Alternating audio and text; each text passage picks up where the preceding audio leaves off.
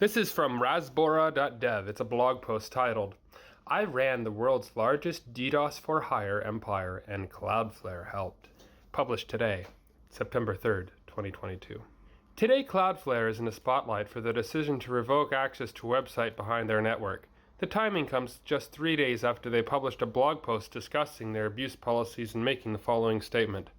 Some argue that we should terminate these services to content we find reprehensible so that others can launch attacks to knock it offline.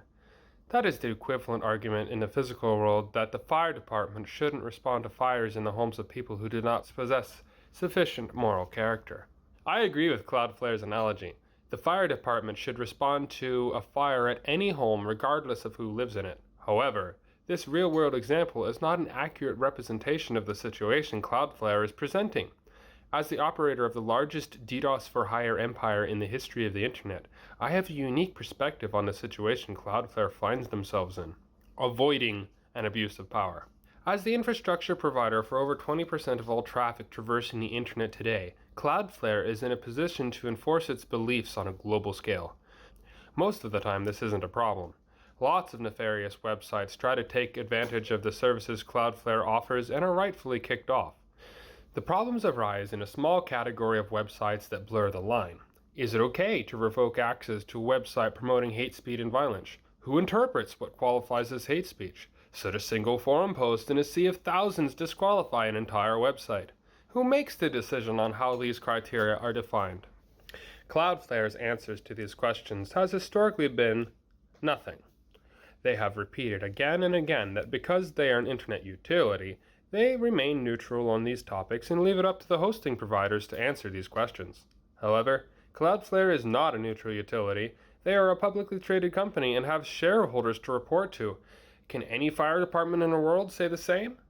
As a young cyber miscreant, I operated dozens of booter DDoS-for-Hire services through my teenage years, and every single one of them used CloudFlare to protect my websites from rival DDoS attacks. Without CloudFlare's neutral security service offerings, I couldn't have facilitated millions of DDoS attacks. It's hard to stress just how instrumental CloudFlare is in the success of a booter service's operation.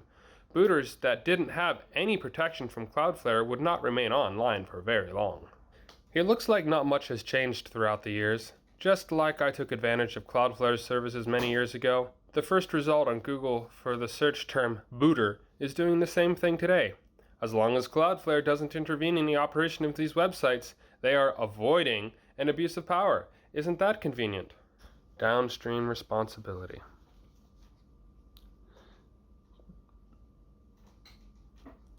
As someone who has previously justified their actions by saying, I'm not directly causing harm, the responsibility flows downstream to my end users. I can tell you that it is a shaky defense at best. The situation would be different if CloudFlare was unaware of the booter websites they are offering protection to, but that is not the case. CloudFlare knows who they are protecting and chooses to continue doing so, being fully cognizant of the end result their actions will have. Let's talk about that end result because the hypocrisy of it all stings like a slap in the face as I type this. CloudFlare is responsible for keeping booter websites online and operating. The very same websites whose sole purpose is to fuel CloudFlare's very own business model, selling DDoS protection. Dear reader, please take a moment to reflect upon that last sentence. CloudFlare is a fire department that prides itself on putting out fires at any house, regardless of the individual that lives there. What they forget to mention is they are actively lighting these fires and making money by putting them out. I'm reminded of a similar story published by my favorite journalist many years ago, Spreading the Disease and Selling the Cure. A link. CloudFlare's own responsibility chart tells us they feel they have no obligation to take action against booter services flourishing under their network, even though the end result of their inaction means they will get more customers purchasing their security services and the internet as a whole will be infested with more DDoS traffic than it otherwise would be. If your business is putting out fires, ensuring a steady stream to continue to be lit might just be in your best interest. In either my case or CloudFlare's, we are both a few rungs detached on a ladder that ultimately ends with a DDoS attack, and we are both financially motivated to not break this ladder. It's one thing to be on this ladder as a teenager with misguided aspirations, and another to be a company with a $20 billion market cap hiding behind a ruse of not wanting to censor free speech. Regardless of the law's interpretation on where the responsibility falls for the facilitation of these attacks, there is no argument against the fact that should Cloudflare intervene and boot booter services off their platform, the need for their paid protection services would diminish. Closing thoughts. Despite my critiques of Cloudflare in this blog, they offer an amazing public service to the world. I have been an active Cloudflare user since I was 14 and continue to endorse their services. I've used Cloudflare in many ways throughout the years, and today's article was written completely objectively. Okay.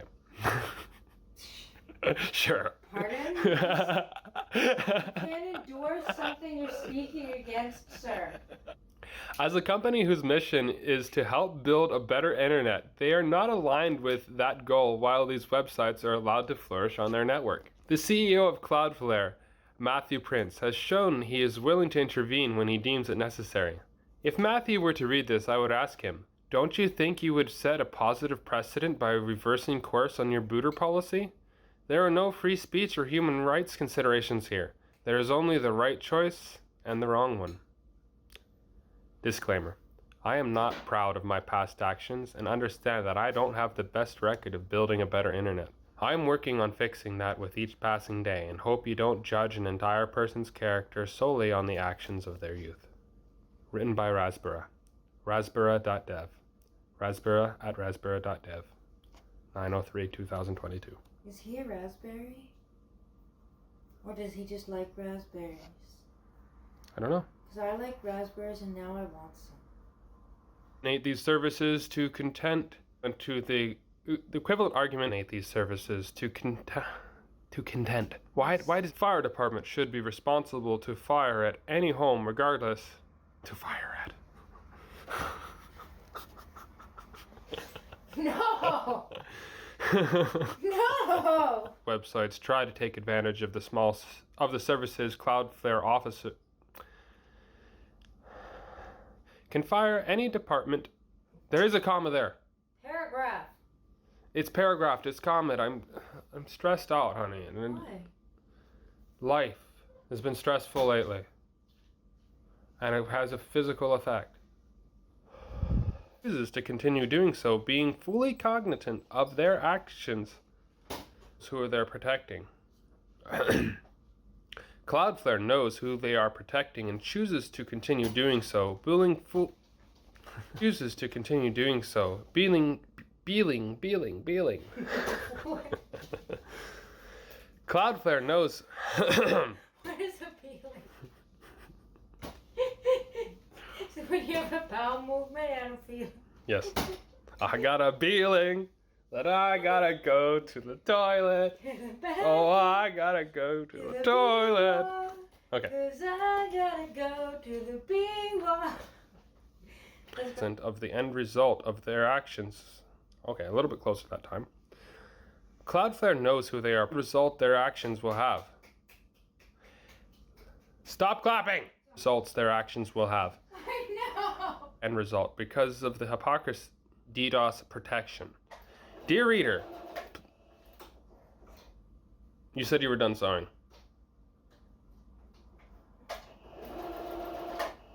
Pardon me? You said you were done sewing. Intervene in booters of Cloudflare in this bog and continue to endorse this. Endorse.